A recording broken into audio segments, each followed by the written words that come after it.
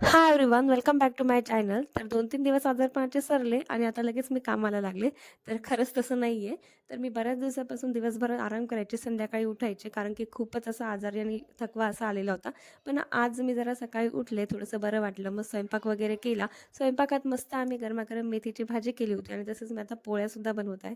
तर पोळ्या आता छान गरमागरम चालू आहे. भाजी इकडे झालेली आहे आणि आमच्या स्वयंपाकघराच्याच खिडकीतून अशा बाहेरचं दिसतं, तिथे छान गायी आलेल्या होत्या. म्हटलं मग गरमागरम एक पहिली जी पोळी आहे ती सुद्धा गाईला दिली. त्यानंतर माझा सर्व स्वयंपाक झाला. तसेच मला सर्दी खोकला होता म्हणून हे वेपोरायझर कॅप्सूल आणला होता. त्याची मी मस्त वाफ घेतली आणि त्याच्याने मला थोडंसं बरं वाटलं. आणि जसं की काल आम्ही थोडीशी शॉपिंग केली होती, म्हणजेच आम्हाला बाहेर जायचं आहे, तर त्याच्यासाठी अशा बॅग पॅक केल्या आणि खूप गडबड होती. त्यामुळे त्याची काही शूट घेतला नाही आणि मी अशाची अशी तयार झाली आणि आम्ही येऊन पोहोचलो आहे वरंगा रेल्वे स्टेशनला. तर निश्चित आमची ट्रेन आमच्याच गावापासून होती, त्यामुळे जास्त काही लांब जायची गरज पडली नाही. आणि इथे तर बघा आश्वीची एक्साइटमेंट, आश्वी भरपूरच बाहेर जाण्यासाठी एक्साइट आहे.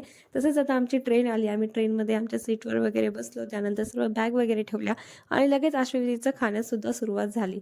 तसेच आता आश्वीची मस्त खायला सुरुवात केली. आता ट्रेन इथून निघालेली आहे आणि संध्याकाळचा टाईम होता म्हणून आम्ही सुद्धा मस्त चहा वगैरे घेतला आणि आता ट्रेन वरंगावरून निघालेली आहे. तसेच यानंतर आता आम्ही कुठे चाललोय किंवा आता पुढची जर्नी काय आहे ते सर्व बघण्यासाठी नक्कीच तुम्ही पहिल्यांदा हा व्हिडिओ बघत असतील तर चॅनलला सबस्क्राईब करा आणि आजचा व्हिडिओ आवडला असेल तर व्हिडिओला लाईक करा. भेटूया नेक्स्ट व्हिडिओमध्ये. तोपर्यंत बाय.